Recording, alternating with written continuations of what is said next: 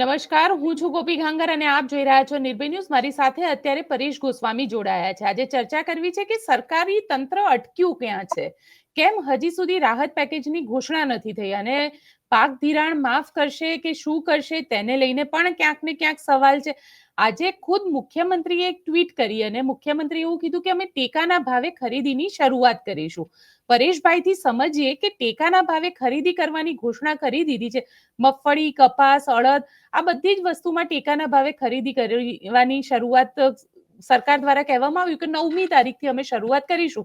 પણ પરેશભાઈ, પહેલો સવાલ તો મારો આપને એ જ છે કે ખરેખર પાક બચ્યો છે ખરો?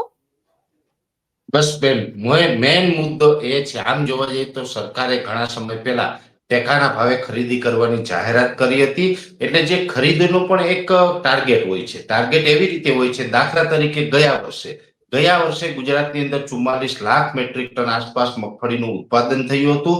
એમાંથી 12.66 લાખ મેટ્રિક ટન સરકારે ટેકાના ભાવે ખરીદી હતી અને ગયા વર્ષે ટેકાના ભાવે વેચાણ કરવા માટે 3 લાખ ખેડૂતોએ રજીસ્ટ્રેશન કરાવેલું હતું। હવે આ વર્ષે ખેડૂતોની સંખ્યામાં વધારો થયો છે, કેમ કે કપાસ, તુવેર અને અન્ય પાકોનું વાવેતર ઘટ્યું અને મગફળીનું વાવેતર વધ્યું। એટલે ગયા વર્ષે જે 3 લાખ ખેડૂતનું રજીસ્ટ્રેશન હતું, આ વર્ષે વધીને 9,32,000 થયું છે। ગયા વર્ષે 44 લાખ મેટ્રિક ટન ઉત્પાદન આવવાનું હતું, એ આ વખતે 66 લાખ મેટ્રિક ટન ઉત્પાદન થવાની સંભાવનાઓ ઓગસ્ટ મહિનામાં સરકારે જાહેર કરી દીધી હતી।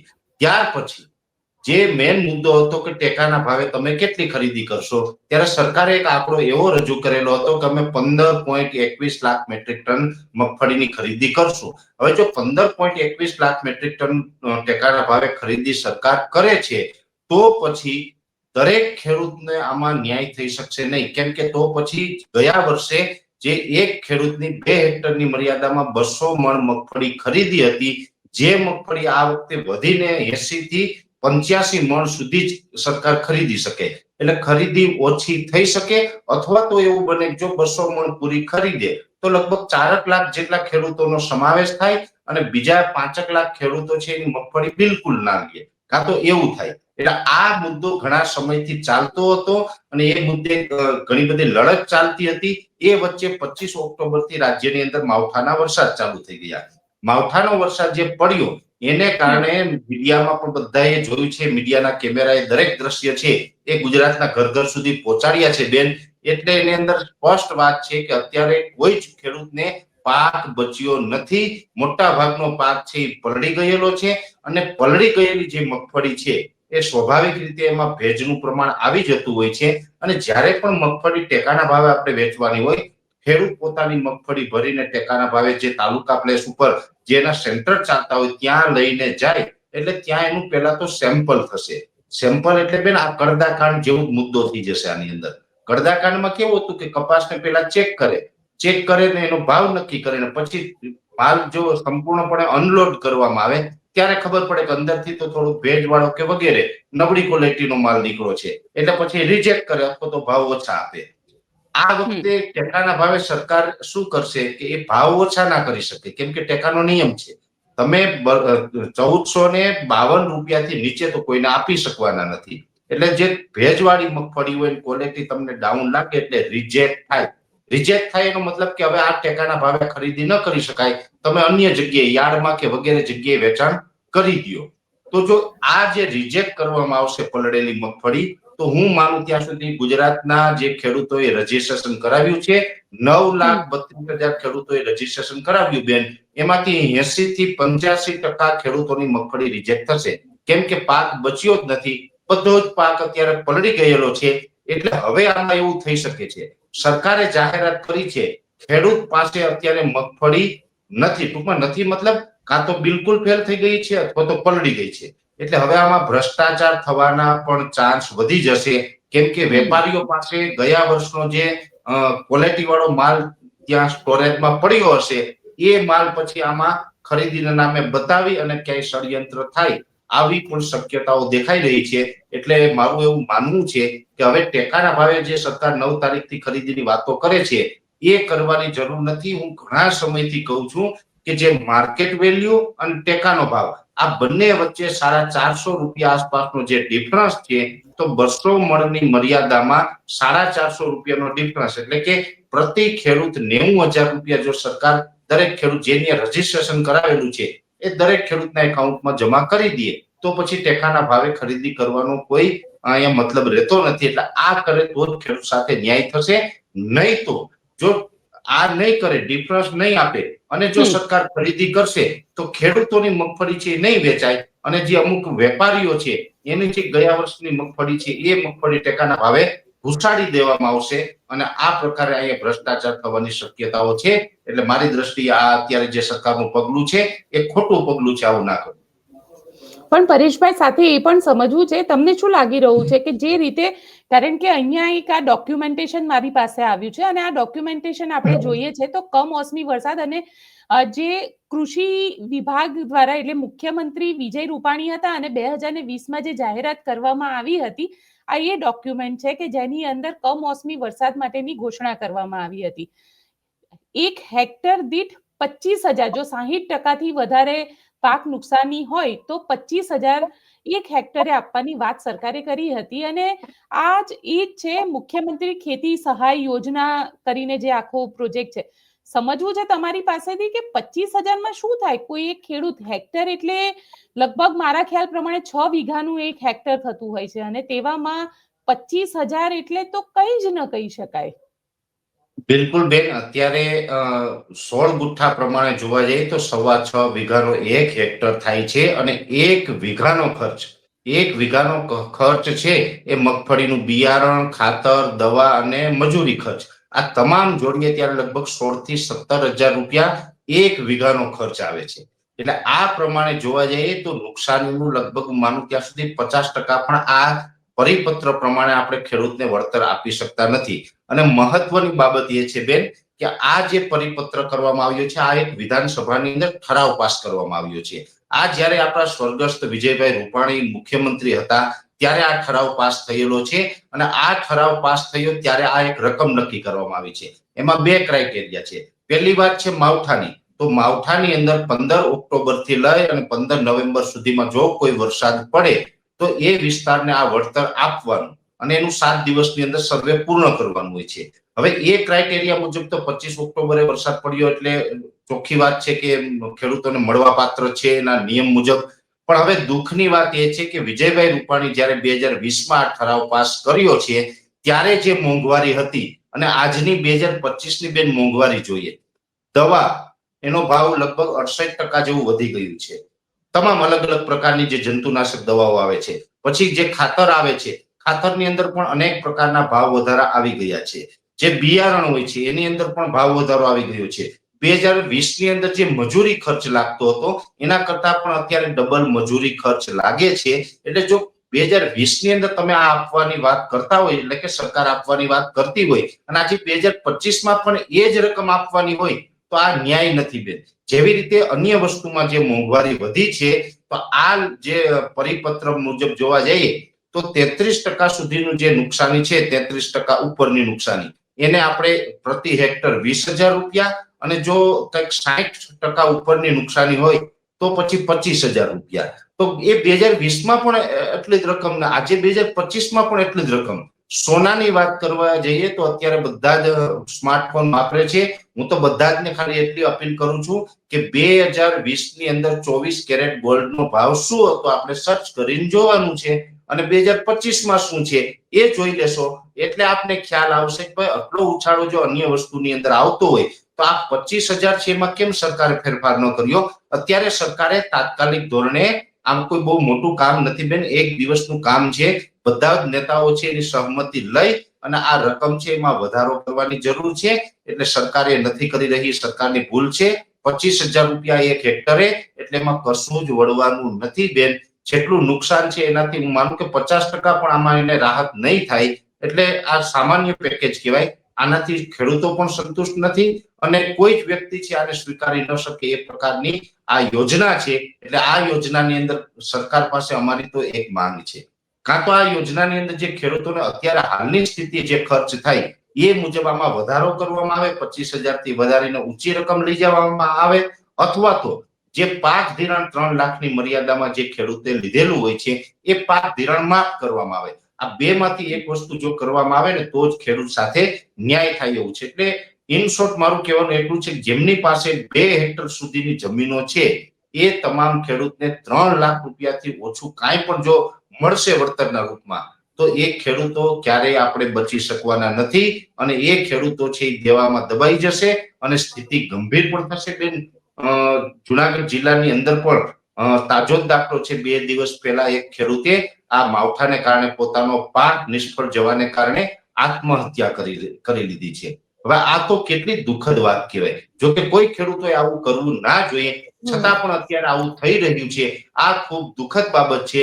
સરકાર ઉપર હું માનું ત્યાં સુધી ભરોસો ના હોય ખેડૂતને, સરકાર ઉપર ભરોસો ના હોય ત્યારે જ ખેડૂત છે એ આત્મહત્યા કરતા હોય છે. એટલે સરકાર આમાં ખરેખર આમાં ધ્યાન રાખી અને યોગ્ય નિર્ણય કરવાની જરૂર છે.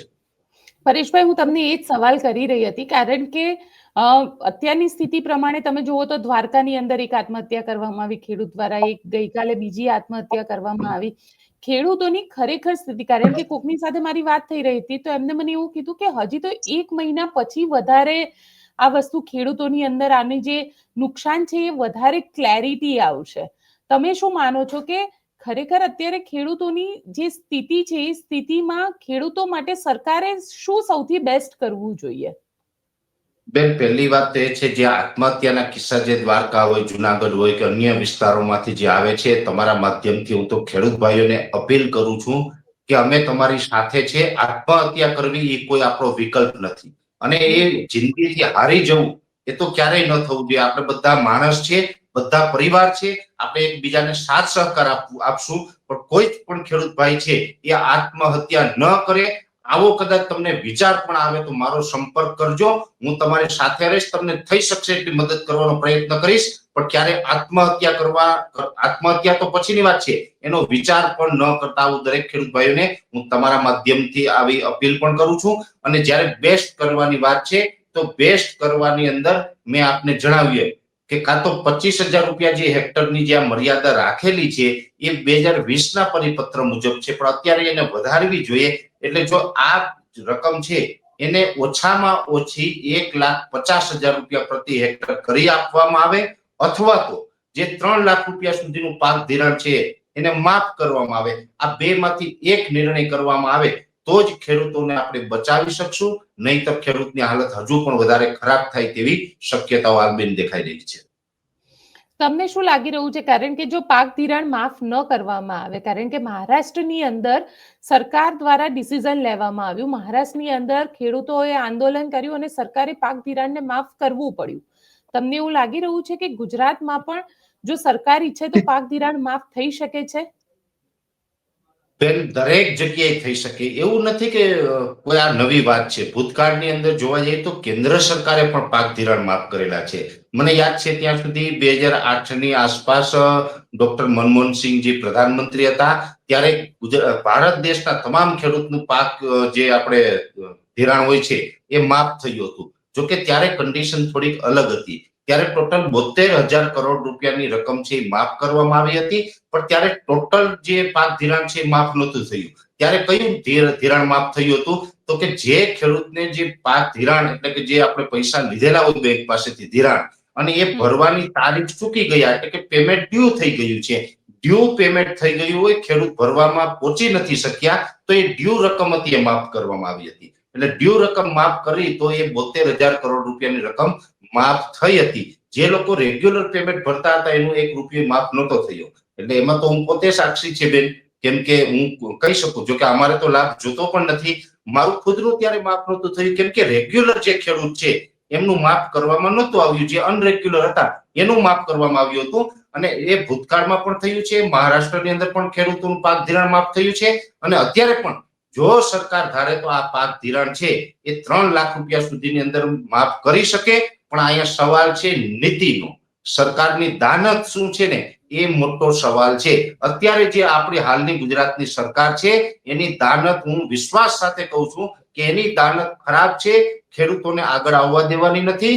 ખેડૂતોને કેવી રીતે આપણે પરેશાન કરી શકીએ, ખેડૂતોને કેવી રીતે હેરાન કરી શકીએ અને ખેડૂતોને ડરાવી ધમકાવીને કેવી રીતે માત્ર ને માત્ર આપણે મત ખેંચી શકીએ, આ દાનત અત્યારે સરકારની છે. એટલે ખેડૂતોની સાથે એ ન્યાય નથી કરતી.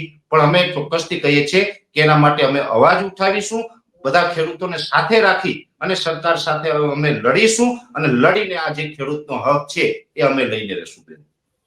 પણ સાથે સાથે પરેશભાઈ, કેમ કે મુખ્યમંત્રી પોતે એ વિસ્તારોની અંદર ગયા, મંત્રીઓ એ વિસ્તારની અંદર ગયા અને બધાએ છેલ્લે તો એક જ વાત કીધી છે ખેડૂતોને કે વિશ્વાસ રાખજો, સરકાર તમારી સાથે છે. એટલે આશા તો સરકાર પાસે જ છે, કારણ કે અત્યારે તંત્ર આખું સરકારી તંત્ર એમના હાથમાં છે અને ક્યાંક ભૂપેન્દ્રભાઈ પણ એવું કહી રહ્યા છે કે અમે ખેડૂતોની સાથે છે અને ખેડૂતો માટે અમે કામ કરીશું.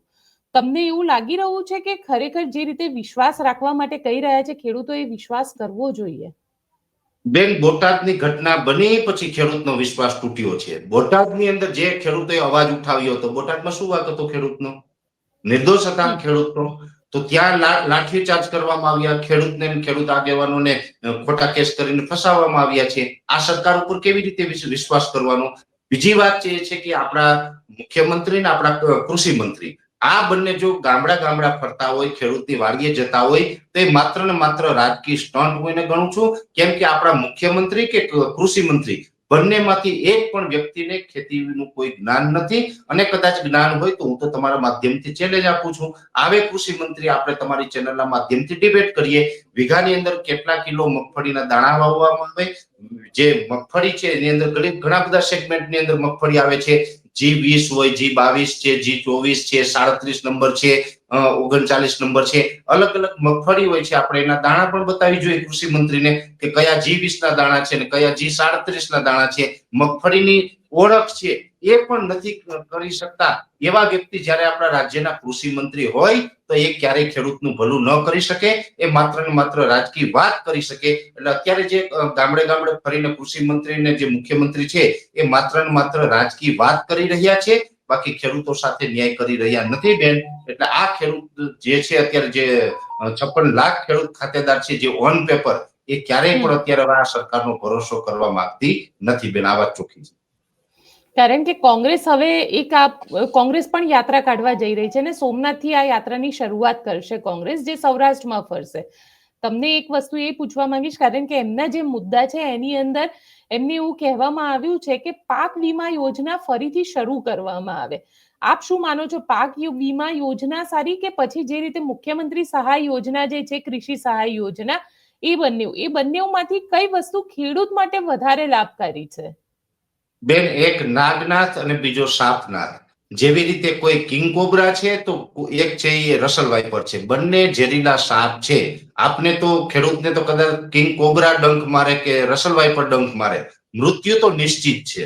એટલે આ બંને વસ્તુ છે ને એમાંથી કોઈ પણ રાખે, પણ નીતિ સાફ હોય ને તો બંનેમાંથી કોઈ પણમાં આપણે ન્યાય કરી શકાય. ભલે કોંગ્રેસ અત્યારે એની રીતે જે યાત્રા કાઢે, વાતો કરે છે બધી, તો કોંગ્રેસે એ પણ સમજવાની જરૂર છે. આજે હું તમને આ પ્રશ્ન કરી રહ્યો છું કે સરકારે કેમ 2020માં જે 25,000 રૂપિયાની રકમ હતી એમાં વધારો ના કર્યો. આજે કોંગ્રેસે આજ દિવસ સુધી કેમ આ પ્રશ્ન ન ઉઠાવ્યો? મને વિશ્વાસ છે આજે હું બોલી ગયો છું એટલે ચોક્કસથી થોડા દિવસમાં કોંગ્રેસ આ સુર પુરાવશે. શું કામ? તો કે મુદ્દાઓ છે એની જમીન ઉપર કામ નથી કરવું, અને જો કોઈ ખેડૂત આગેવાન બોલે છે તો એનું કોપી પેસ્ટ સીધું ચિપકાવી દેવાનું છે. એટલે આ કામ કરે છે. તમારી પાસે વિઝન જોઈએ, તમારી પાસે નોલેજ જોઈએ, કાયદા શું છે એનો અભ્યાસ કરવો પડે. આજે જે રીતે મુખ્યમંત્રી કિસાન સહાય યોજના છે તો કોંગ્રેસના નેતા ફટ કરતા જો એના મોબાઈલમાંથી તમને એ કાઢીને આપે તો મને એમ થાય કે ના ભાઈ, આની પાસે યોજનાની પરિપત્ર એનો ઠરાવ થયેલું છે, એમની પાસે છે, અભ્યાસુ માણસ છે. અભ્યાસ કશું છે નહીં, બધું હવામાં ફાઇલિંગ ચાલે છે અને દિશા વગરનું કામ કોંગ્રેસ પણ કરી રહી છે. અને કોંગ્રેસે દિશાહીન કામ કર્યું છે, જેનો લાભ લઈને ભાજપ સરકાર છે એ અત્યાર સુધી ખેડૂતોને હેરાન કરતી આવી છે. એટલે કોંગ્રેસ કે ભાજપ છે એ આમ કહી શકાય કે સિક્કાની બંને બાજુ છે, એકબીજા વગરના અધૂરા છે બેન. એટલે એમાં બહુ પડવા જેવું નથી. પણ મારી દ્રષ્ટિએ આની અંદર 25,000 રૂપિયાની રકમમાં કાં તો વધારો કરે અથવા તો જે પાક ધિરાણ 3 લાખ રૂપિયા સુધી જે હોય છે એને માફ કરે. આ બંનેમાંથી કોઈ પણ એક વિકલ્પ સિલેક્ટ કરી અને ટૂંક સમયની અંદર સરકાર જાહેરાત કરે એવી મારી અપેક્ષા. તમે કહી રહ્યા છો કે ટૂંક સમયમાં કરે. આમ તો ગઈકાલ સાંજે કહેવાતું હતું, હવે આજે કહેવાઈ રહ્યું છે. જો આ જેટલું પાક ધિરાણ કે જેટલી પણ રાહત પેકેજ લેટ કરશે એટલું ખેડૂતોને કેટલું નુકસાન થશે? બેન, ખેડૂતોને નુકસાનીની તો અત્યારે વાત થઈ શકે એમ નથી, કેમ કે એ નુકસાની છે ને એ કલ્પના બહારની છે. અત્યારે જે ગુજરાતના મુખ્યમંત્રી અને કૃષિ મંત્રી પણ જે રીતે આશ્વાસન આપે ને, પણ માત્ર આશ્વાસનથી ચાલે એવું નુકસાન નથી. આ નુકસાન છે એ કલ્પના બહારનું છે. આની અંદર 13,000 કરોડ રૂપિયાનું નુકસાન છે. હવે સરકાર 13,000 કરોડ રૂપિયાથી 1 રૂપિયો પણ જો ઓછો ફાળવશે તો ખેડૂત સાથે ન્યાય નહીં થઈ શકે. અને 13,000 કરોડમાં પણ જે વળતર કદાચ અમે કહીએ એ પ્રકારે આપે તો એનો જે ખર્ચ કર્યો છે એમાંથી બચી શકે. આવકની તો કોઈ આમાં શક્યતા જ નથી કે કદાચ એ સહાય આવે એમાંથી ખર્ચના પૈસા બાદ કરતા જે નવું ઉત્પાદન આવે ત્યાં સુધી ખેડૂત છે એ પોતાનું નિર્વાહન કરી શકે એવી કોઈ શક્યતાઓ નથી. માત્ર એનું નુકસાની છે એમાં થોડીક રાહત મેળવી શકાય એવી શક્યતાઓ છે. એટલે કાં તો સરકારશ્રી આ પેકેજ છે એ વધારવું જોઈએ અને જે 13,000 કરોડ સુધી લઈએ અને દરેક ખેડૂતને 3 લાખ રૂપિયા સુધીનું કાં તો વળતર આપે અને કાં તો પછી 3 લાખ રૂપિયા સુધીનું પાક ધિરાણ માફ કરે. બંનેમાંથી કોઈ પણ એક કામ સરકાર કરવાની જરૂર છે. બિલકુલ પરેશભાઈ, આશા રાખીએ કે સરકાર જે રીતે તમે કહી રહ્યા છો, કાં તો પાક ધિરાણ માફ કરે, કાં તો પેકેજ જે છે એ ખેડૂતને 3 લાખ સુધીનું મળે, તો ખેડૂતને જે નુકસાન થયું છે એ નુકસાન અહીંયા આગળ ક્યાંક ભરપાઈ થઈ શકે. આપ અમારી સાથે જોડાયા તેના માટે આપનો ખૂબ ખૂબ આભાર. તો આપ અમારા રિપોર્ટને લઈને શું કહી રહ્યા છો મને કોમેન્ટ બોક્સમાં ચોક્કસથી લખીને જણાવજો અને અમારી ચેનલ નિર્ભય ન્યૂઝને લાઇક, શેર અને સબસ્ક્રાઇબ કરવાનું ભૂલશો નહીં. આભાર.